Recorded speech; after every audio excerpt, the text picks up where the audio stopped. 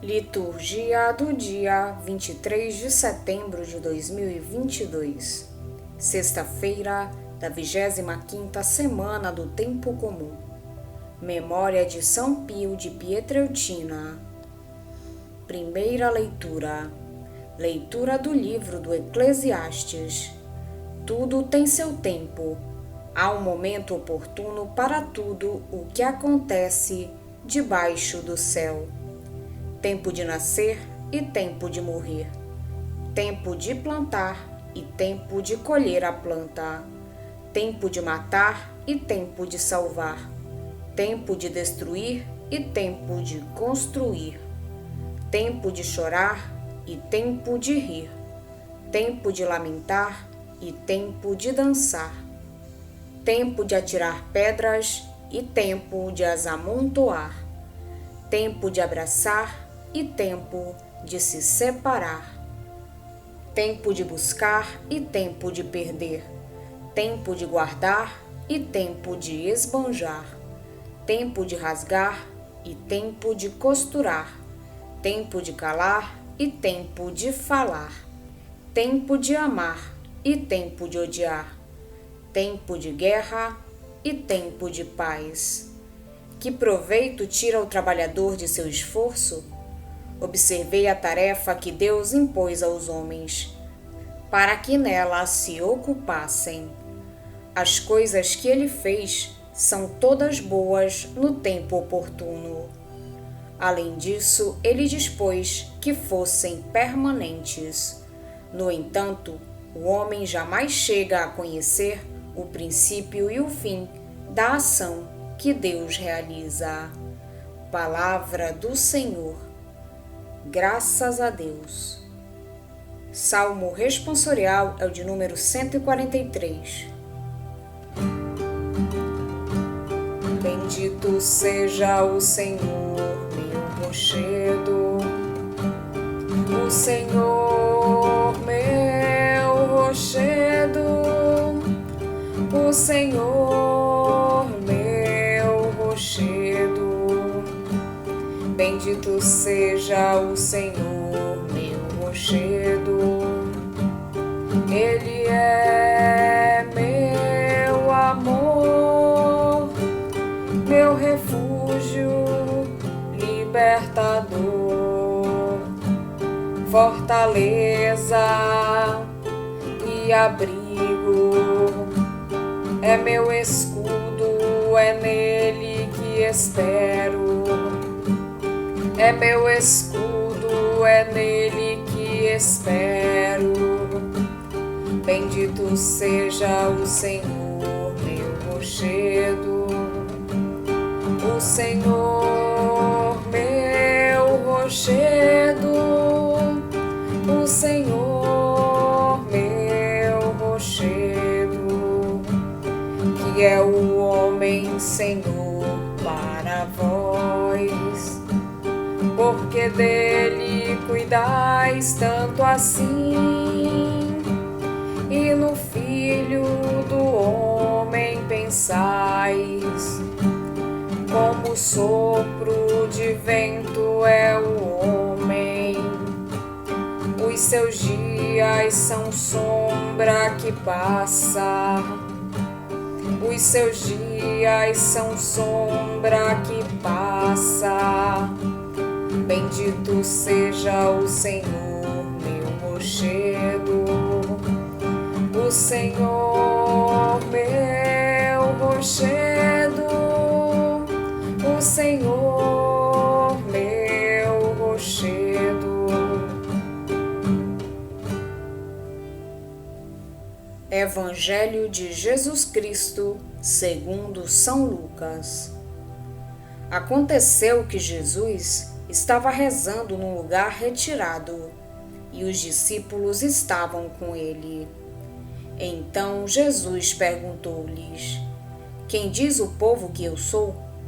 Eles responderam: Uns dizem que és João Batista, outros que és Elias, mas outros acham que és algum dos antigos profetas que ressuscitou. Mas Jesus perguntou: E vós, quem dizeis que eu sou? Pedro respondeu: O Cristo de Deus. Mas Jesus proibiu-lhes severamente que contassem isso a alguém. E acrescentou: O Filho do Homem deve sofrer muito, ser rejeitado pelos anciãos, pelos sumos sacerdotes e doutores da lei. Deve ser morto e ressuscitar no terceiro dia.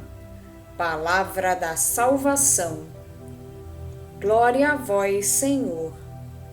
A primeira leitura que hoje escutamos é, para alguns autores, uma meditação sobre a morte, que marca antecipadamente toda a nossa vida, ou para outros, uma meditação sobre o tempo propício para cada coisa. Outros ainda acham que se trata de uma reflexão sobre a irreversibilidade do curso do tempo, com o seu caráter fatídico e incoerente. Não há dúvida de que o Eclesiastes está impressionado com o mistério do tempo. Tudo tem a sua duração, e para tudo há o momento próprio, a ocasião propícia. Mas como conhecer esse momento, essa ocasião? O homem parece incapaz de influir na engrenagem do tempo. No fundo, a existência é simples, feita de poucas atitudes de base que se repropõem permanentemente. Nascer e morrer, amar e odiar, sofrer e gozar, juntar-se e separar-se, calar e falar, salvar e perder, entre outras coisas. O homem, com todo o seu afã e desejos, está encerrado na trama dessas situações, que se sucedem irreversivelmente. A existência humana está encerrada num círculo inquebrável. Haverá um sentido para tudo, mas o homem não o alcança. Deus pôs-lhe no coração a exigência de uma visão de conjunto e a necessidade de se interrogar sobre a sua existência, para além da caducidade dos momentos que se sucedem. Mas é um anseio que continua por satisfazer. Há contradições de que o homem se dá conta. O presente nem sempre corresponde ao passado.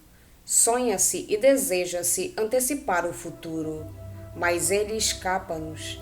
Resta confiar em Deus.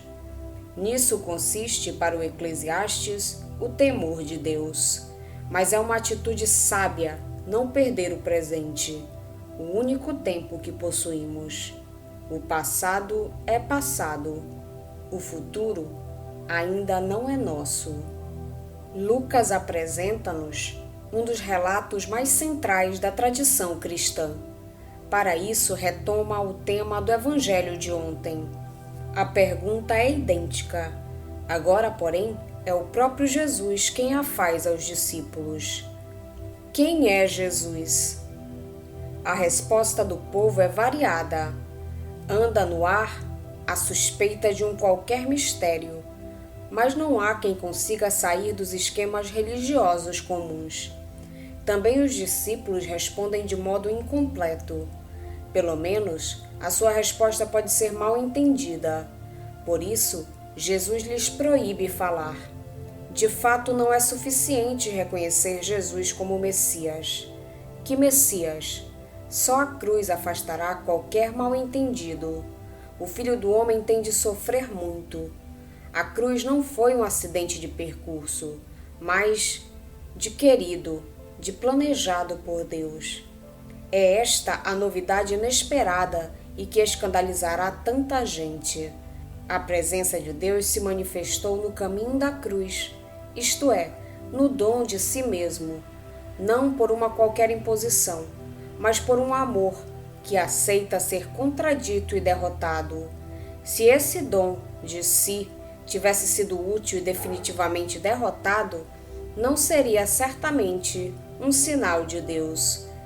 Mas a ressurreição fez dele esse sinal. É no dom de si mesmo, que não recua perante o sofrimento e a morte, que está encerrada a vitória de Deus. O Eclesiastes continua a refletir com um sentido de desilusão sobre a vaidade das coisas. Na terra não há estabilidade. Ao tempo de alegria segue o tempo de sofrimento.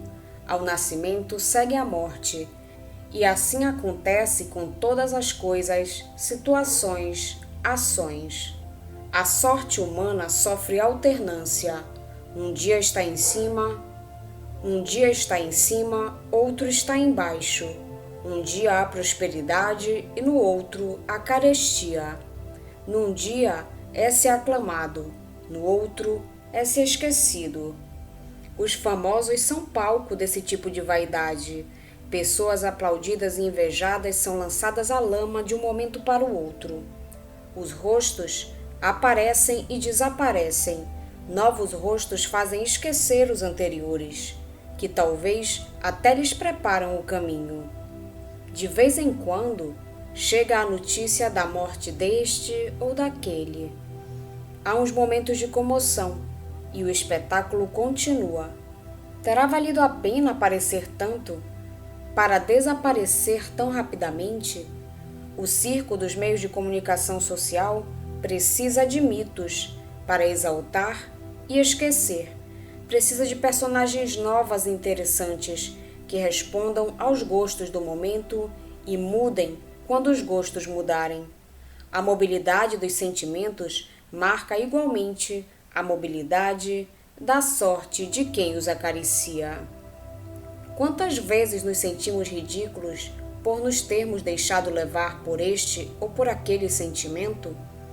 Infelizmente, não é possível voltar atrás e apagar o que fizemos de errado. Por isso é bom refletir sobre a fragilidade e a fugacidade do que é humano, para nos aproximarmos um pouco da sabedoria do coração. A fé diz-nos que o mistério pascal, com os seus diferentes tempos, ilumina todos os tempos da vida humana. O Filho do Homem ressuscitará ao terceiro dia, e o projeto de Deus irá realizar-se.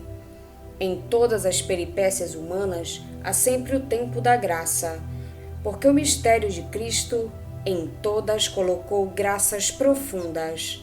Caminhemos, pois, na luz, unidos ao seu mistério de morte e de vida, para a eternidade feliz que o nosso coração deseja e ele já nos conquistou.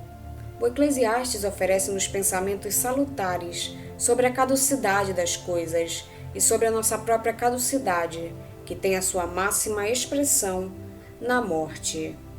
Assim, nos podemos tornar pensadores e sábios, sem ficarmos desconsolados ou, pior ainda, desesperados, porque fomos salvos na esperança. A esperança não desilude. Cristo em nós é a esperança da glória. Hoje a Igreja faz memória a São Pio de Pietrelcina, da Ordem dos Frades Menores Capuchinhos. São Pio nasceu em 25 de maio de 1887, em Pietrelcina, na Arquidiocese de Benevento, filho de Grazio Forgione e Maria Giuseppa de Nunzio. Ele foi batizado no dia seguinte com o nome de Francesco Forgione. Aos 12 anos, recebeu o sacramento da confirmação e da primeira comunhão. Aos 16 anos, entrou para o noviciado da Ordem dos Frades Menores Capuchinhos, em Morcone, adotando o nome de Frei Pio.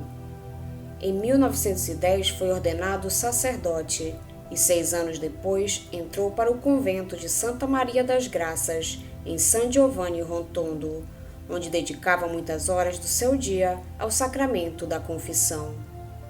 São Pio afirmava que a oração é a melhor arma que temos, é a chave que abre o coração de Deus. São Pio viveu a sua vocação à plenitude de contribuir para a redenção do homem, segundo a missão especial que caracterizou toda a sua vida e que realizou através da direção espiritual dos fiéis, pela reconciliação sacramental dos penitentes e pela celebração da Eucaristia. exerceu intensamente a caridade para com o próximo, acolhendo por mais de 50 anos muitas pessoas que acorreram ao seu ministério e ao seu confessionário, ao seu conselho e ao seu conforto. Ao nível da caridade social, trabalhou para aliviar a dor e a miséria de muitas famílias, principalmente com a fundação da Casa Alívio do Sofrimento, inaugurada em 5 de maio de 1956. Para Padre Pio, fé era vida. Ele queria e fazia tudo à luz da fé. Estava assiduamente engajado em oração. Passava o dia e a maior parte da noite conversando com Deus. A fé sempre o levou a aceitar a misteriosa vontade de Deus. A virtude da fortaleza brilhava nele.